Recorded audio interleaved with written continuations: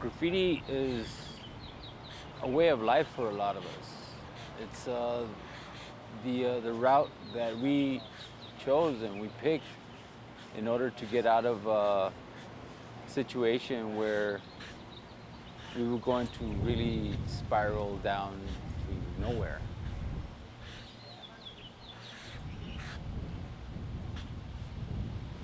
The graffiti scene to us, to me especially, is an alternative way of living where we were living. For instance, you didn't deal with gangs anymore. You dealt with crews, and you didn't have to fight. You put everything on the wall, and your peers, would tell you which one's better. And it always strived. It always kept you that hunger to keep on going and painting more, you know, bigger and better pieces. So it made you forget about the rest of the stuff, the negative part, all the positive part of you, all that energy that you had. You put it up on the wall and everybody appreciated it. And that's what we were looking for, appreciation. But we never get appreciation from gangs or violence. And vandalism, well, I mean, that's just a part of what we started doing.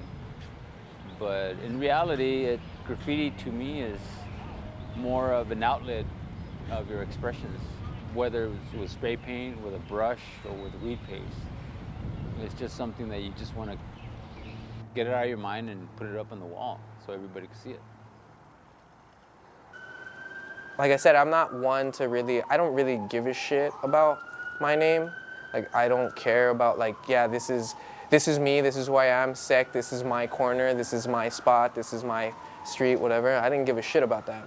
The entire time for me, like, since I was younger, since I can remember, it was just that message, like that, giving something meaning, because I felt like that was just what I lacked, and what I was like trying to find was just meaning in like the shit that was going on around me as a kid. Like, there was so much shit that would go on, like fights and like getting into a lot of trouble, stealing shit, my friends stealing shit, and I was just there.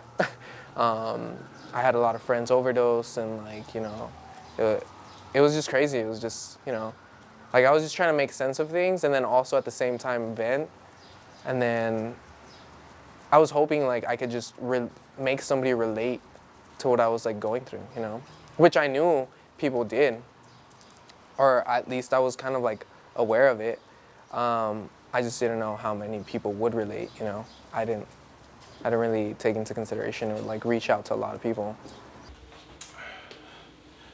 Graffiti art allows me to, when we're physically in front of a wall,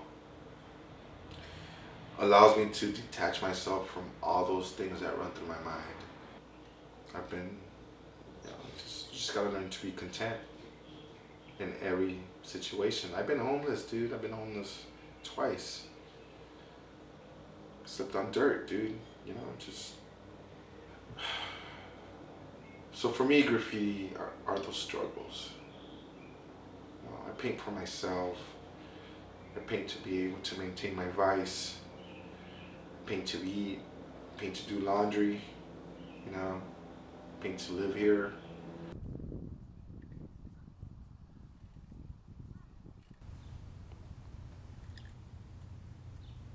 Doing graffiti is kind of an escape.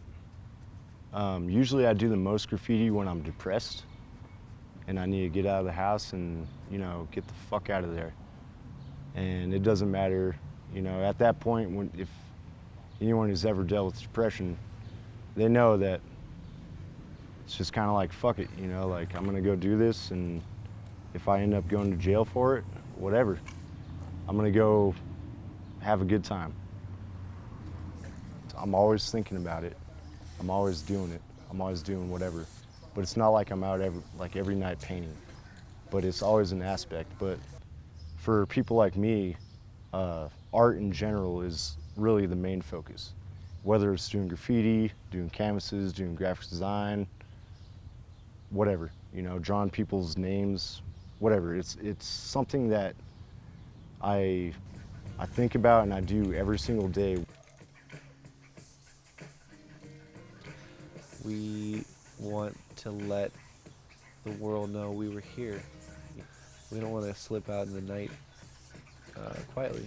You know, we want to be screaming and throwing a fight, and that's what it comes down to. It's like, how are you going to engage your life? Are you gonna engage it head on?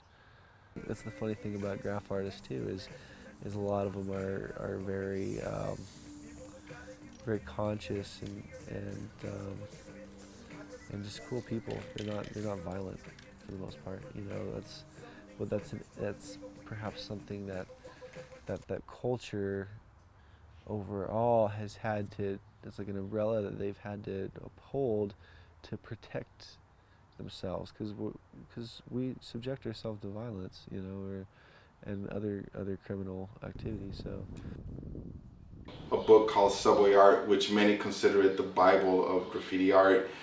So you read through it, so a lot of people picked up those terms, and each coast, like East Coast doesn't speak like us and West Coast doesn't speak like them, but we all have that common term, peace. Let's go piecing, or let's go bombing. But then it broke, you know, so then the differences came in when we talked about 3Ds. Some people call it 3Ds, some people call it doodads, some people call it coins, like all these different things. An outline and then a background outline, some people call it force fields. So it differentiates like globally.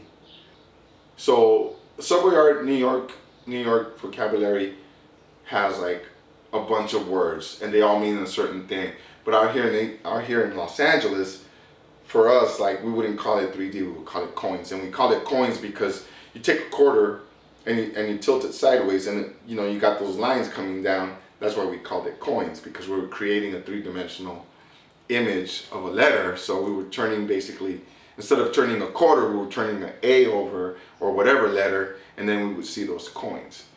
But at the bottom line, there's like just one standard vocabulary for graffiti art.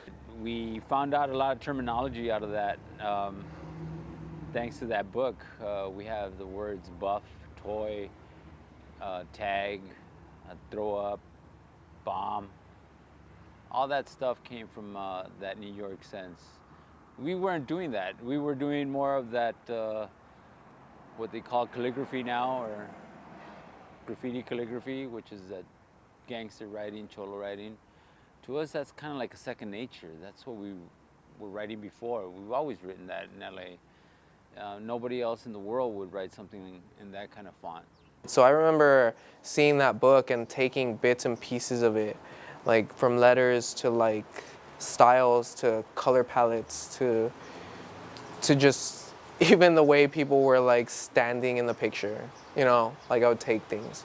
But I never really was like, fuck, that's amazing. Like, this is the Bible, or this is the shit, you know. It's kind of crazy. I mean, I respect that. And like, it was a different era, you know.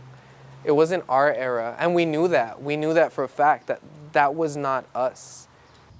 Almost every graph writer has been influenced by Subway Art, because that's really where traditional graffiti came from, as far as the lettering, the letter structure, the colors, the technique, and all that. That was one of the, you know, most prominent moments of graffiti, which influenced so many artists, almost everybody. Unless you have some crazy radical idea, something came from that, from New York Subway Art. those are the pioneers. Those are the guys and the girls that were going out there pioneering the spray art form and really exploring that expression. And from there it's grown, and to see what people are doing with it now is mind-blowing. There's a store, an art store in MacArthur Park called H.E. Daniels, and it was right next to the Otis Parsons School of Art.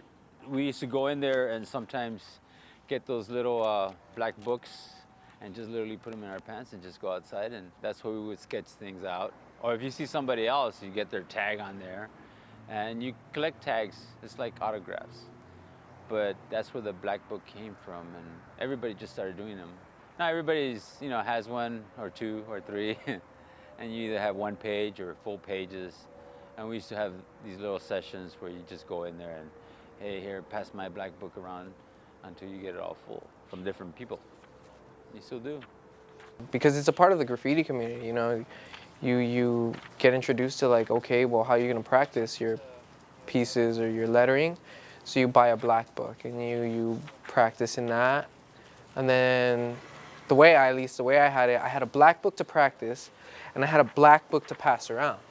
And I learned about the black book passing around later when my friend had bought in a black book and brought it to school and was like, yo, he's like, I want you to piece on this. He's like, and then after that, give it to so-and-so and let him piece on it. And then, you know, and I was like, all right, whatever. And so that's how it kind of got started. But it was like internally, you know, it was like in school, we had like all the writers kind of like pass this around and we'd write in it. And then, you know, like you get to know other writers from other schools. So you would like send that into another school. Like I was going to Lincoln, we would send it to Wilson, or we would send it to like, I don't know, somewhere else, like Beverly or high school or whatever. And only because we had friends in those schools, you know, like some of our friends got into real shit at school that they got expelled and they had to send their asses to another school. So they would link up with a bunch of writers from that school and they'd come like to visit us and they'd be like, yo, dude, I met so-and-so, like this is their black book, hit it up. And I was like, all right, cool, like, you know.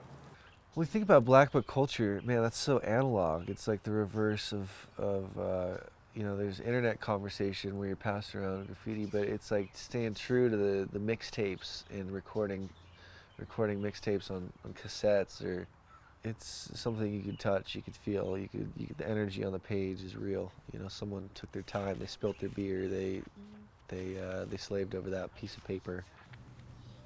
It's a way to not only increase your skills, but also share it to other people and share memories.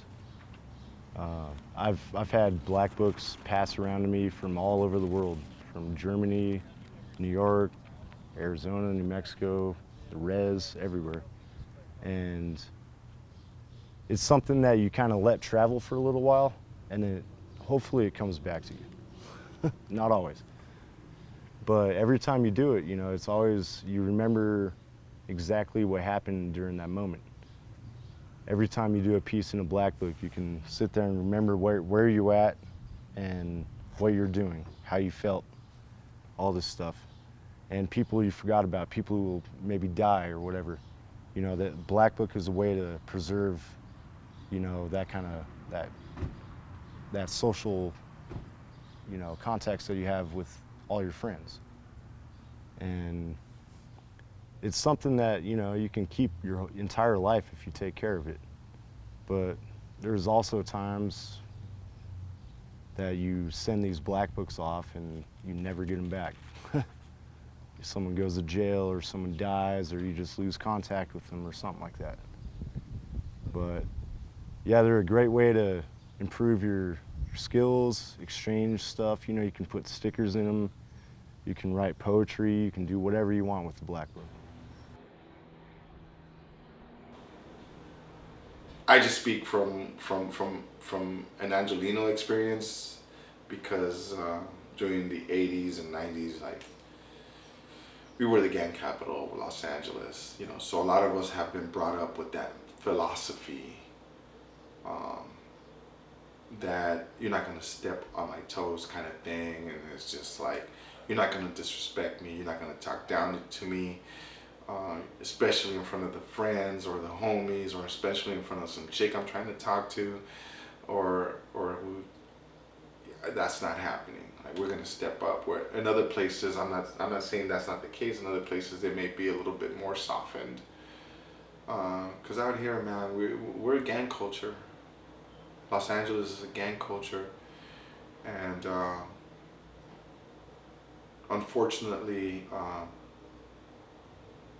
based in the area that we're born in, we grow up with that philosophy inadvertently, and it's just like we just sort of gradually become that LA mentality, East LA mentality, gang mentality, And it's sad, but but that's the way it is. Graffiti in itself, and I mean everything I kind of done aside from graffiti, has always been like a rebellion, like, and it was always like that. Like my teachers would try to like shame me and being like, you're just being a kid and you're just like acting out to get attention, or like, I was like, yeah, so what? Like, we were starving for some attention, but I think the biggest thing that me and my friends wanted was to bring about change about the way that shit was going on in our school and shit was going on in our lives, and the way we were like running our lives. Like, we were expected to do some shit, especially where I grew up. Like, not a lot of kids made it out of high school, not a lot of kids made it out alive, and we just didn't want to be a part of that. We didn't want that anymore. We didn't want to fear for our lives or fear for our future, because that's what it felt like. It felt like we were just instilled fear. Like, you don't do your homework or you don't get a good grade, you're not going anywhere in life. Like, fuck you. I know exactly where I want to go. I'm just going about it my own way. And then also instilled fear in that, like, if you don't join us, like our gang, or if you don't, abide by the gang rules, like, then you're cut off. And I'm like, fuck you. I'm going to do what I want. Like, I don't give a shit, Like, we were young. We weren't scared of shit. Like, and especially since we were drunk all the time, we didn't give a shit. Like, it just meant we had to get into a fight. And if things got crazier than just a fight, which sometimes it did, like, it just meant, like, we had to be on our toes. We had to stay on our toes. And it sucked living like that, because we were trying to avoid it. But it was what it was, We go through this identity crisis. And then we try to dab into a lot of things, and we try to fit in where we can. It's like, do you want to be a gangbanger? So you try to become a gangbanger, and sometimes you just sort of, like muscles, you kind of sort of develop into that, and then you develop that strength, and then that's what you become. But a lot of times it's like you're trying to find a common ground. You're trying to be accepted to a certain extent. And yeah, for a lot of times the common ground is that spray can. That spray can is what unifies many of us.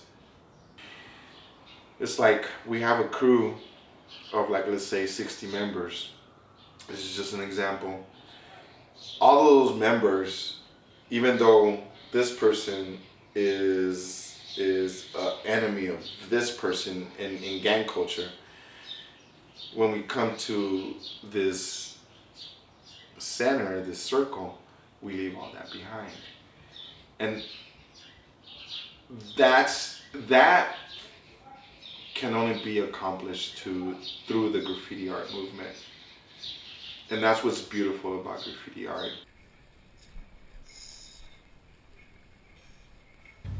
So a lot of people take graffiti as, associated with their gangs or territory. And then there's people like me who strictly do it for art. And, that kind of clashes a lot of times.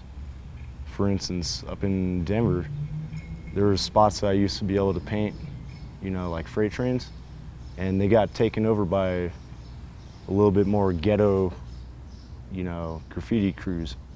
So, if you roll into their spots, you never know. You might get stabbed, you might get shot. One of my buddies, my buddy Taser, RTD, he got stabbed over graffiti, just a couple of years ago. And he's a friendly guy too. And, the clash of all that, graffiti is like, it's like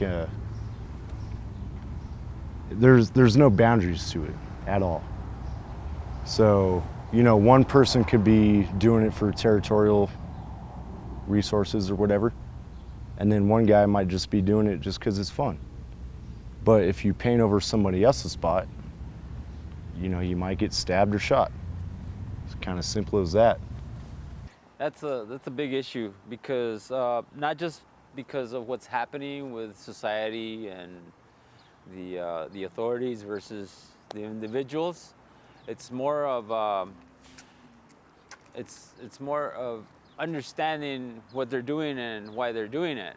but according to authorities, especially the police force, they're in there just to, do their job. So if they see a kid writing on the wall, especially with spray paint, and if he looks a certain way, they're gonna stop him. But if you see a bunch of guys with cones and a scissor lift and they're painting on the wall with spray paint, you don't stop them. It's like, what's the difference, right? Well, the difference is that somebody has more money than the other one. There was an incident where a friend of mine was painting at a yard, and he had permission from that actual building, and it was active. In other words, there was people in that building. So when PD came over and stopped him, he said, "I'm just painting." And I'm like, "Well, do you have permission?" He says, "Yeah, I have permission from the owners. We'll bring him out." So they stepped him to the side and did the whole routine, frisk and everything, handcuffed him, took him in because he was doing vandalism. And according to his record, he shouldn't have this and that, so it's now probation. But in reality, that's his livelihood. So how can you stop somebody, from doing your livelihood, whether it's free or getting paid for? It's up to that individual that's wearing the badge. And unfortunately, he got the raw end of the deal. The graffiti artists, are they in danger of being shot from a police officer just because they're running from that criminal mischief? And what excuses do law enforcement have to be shooting at someone running like that pose no threat? So that's a whole other conversation within the community as well. It's just what's your intention, And I think as of late, I've been trying to give to the community as opposed to get pissed off and go out and write my name huge everywhere, which is an element to this art form, but I think the conscious evolution is to give back as well. And sometimes we have our bad days, who knows, but it's not a violent crime at the end of the day.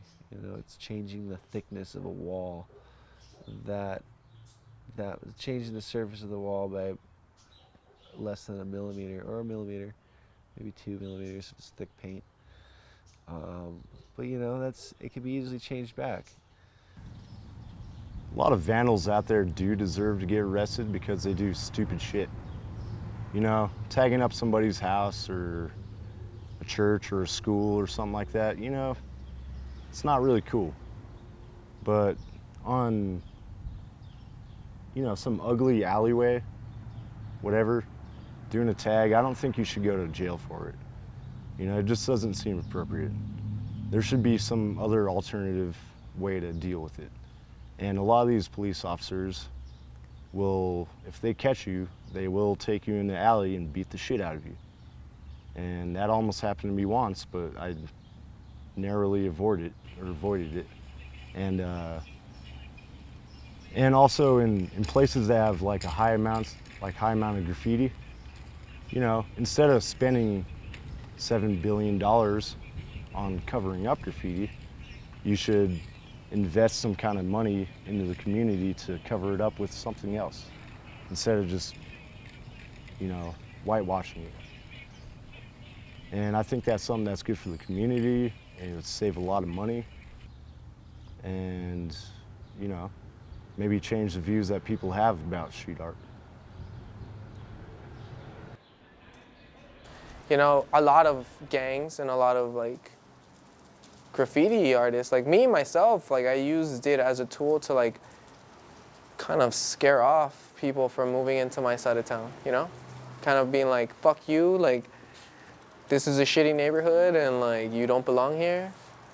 And it's funny to see that those methods used by gang members or graffiti writers to kind of be this is our area, is now kind of appealing. And it's more instead of it deterring people, it invites them to be oh my God, there's paint on the wall here, I need to live here, and we're just fuck, what do we do now? I was fuck, it's scary because there's a lot of gentrification because of it now. Like it's not only just a market. It produces, it fuels other markets like the real estate market. It fuels like companies. It fuels. It's crazy to see it change in that direction. You know, like I said, they made a market and a revenue out of something that we loved, that we had fucking diehard passion for, shit that we would die or go to jail for, and somehow it's like appealing, which I don't know. I don't know how to feel about that yet, you know, and that's something that I still struggle with. Also, is how do I feel about it? Like, I know the market for that is liquidating because there's so many artists out there now that are trying to paint. Like before, it was a struggle to paint on a wall, and that's what made it kind of like, that's what made it important. It was just like, holy shit, he got away with it. Or holy shit, like, you know, he painted on that wall, like, oh my God, it's in like the middle of like a busy street, like, holy shit, like, so great, so grand. Now, like, you just say, hey, can I paint your wall? And it's like, yeah, go for it, you know? So it's hard to keep up with that. Like, you know, it's hard to like kind of stand out in a place where like there's an artist on every corner. It's not a bad thing, you know? It's not like, I'm not saying like, fuck, there's too many artists. I'm saying like, fuck, we need to be more aware of what the fuck we're doing to ourselves. We need to be more aware of what the fuck is going on around us, you know? I guess I'd say just don't generalize it, because I've met people who are total rednecks who are incredible at graffiti. I've met gangbangers who are incredibly good at graffiti. I've met people like me and you, or whoever's watching, who are really awesome at graffiti. And there's no really stereotype for it other than the fact that everyone thinks it's a bunch of, you know, Hispanic kids or Puerto Rican kids running around with black hoodies and a backpack and a marker, because that's not really how it goes. You know, you can travel all around the world. You can meet people who climb mountains and, you know, do whatever, totally in tune with nature or whatever, and you drop them off in the city and they're out there tagging. So there's no actual generalization for it. So I don't know, I guess I'd say just not to judge the book by its cover, because graffiti is something that, you know, anyone can do. Yeah, I think that if you're not an artist, you need to think about an art form that you can embrace and express yourself via. And not only that, but think about an artist that you're not currently maybe perhaps appreciating enough. Maybe it's your local restaurant, the chef there, or maybe it's the literary, you know, someone writing your favorite article in the newspaper. There's a lot of art going on, and I think there has to be more appreciation for art in order for us to catapult it into another space. I think we have to have more people in the conversation. Right now, it might be only so many people, but if we're like, hey, come on in the conversation, you know, everybody can be an artist. You know, and for a long time, I doubted myself. And for a long time, I looked at graffiti and I was like, oh, I'm too late in the game. I can't get into this. But I wasn't that late. I mean, I was like early 20s. What the hell? You know, just because I didn't start when I was 15. You know, everybody has a different mind. Everybody has a different evolutionary path consciously. So yeah, it's okay to try new things. So yeah, I'd say pick up a can, see if you're a graffiti artist yourself. But you never know. But when it comes to art, it's more of, I want to make you think.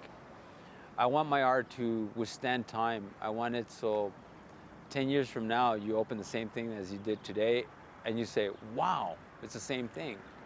Or, I've never seen this before. So you can't compare it. I don't want to be compared. That's my whole goal, to never be kind of compared. But that's everybody. You either make it because you know somebody that knows somebody, or you made it because you did something innovative and nobody else does. The inventor of a new thing is what makes people copy that and keep on going and building on top of it. For me, at least, it's trying to expose feeling and like truths and lies, and just trying to get people to be more aware of what they're looking at, rather than just passing it by and being like, oh, I stray from like huge museums or gallery shows because I go there and I look and I see people just kind of like glance and walk away with their drink and just talk. Go to the next piece, glance, walk away, take a drink, talk. And it's so boring. Like, it's just the most boringest thing I've ever seen in my life, and I just can't stand being bored. That's why I like add so much to my pieces. Is like, one, it's a sense of frustration and trying to get shit started, and two is just I want people to like stand there for a while and be like, try to puzzle it together, or if it's already together, which it never is, but try to like take something from it. Like, try to, just keep looking. Like, you're gonna find something. Keep looking. Like, it's deeper than what it looks like, and it's, I don't know, I think people lack that now. People lack that, like, taking time, because everything's so instant now. Everything's so fast. People lack the ability to take time. They lack that patience. They lack that being able to be aware of things. Like, yeah, you're aware of it globally because it's on your phone and you can look at it really quick and then put it away. But when you're looking at pieces like this, like art itself and a book or something, like you have to take time and like really digest it. And so that's, for me, is like one of the biggest messages, and like getting the point across is like, just look at it longer. Don't just glance or just pass it by, or don't give it the credit that it's due, and take from it truth, or take from it lies, take from it whatever the fuck you want. I don't give a shit, but take from it. We're all survivors.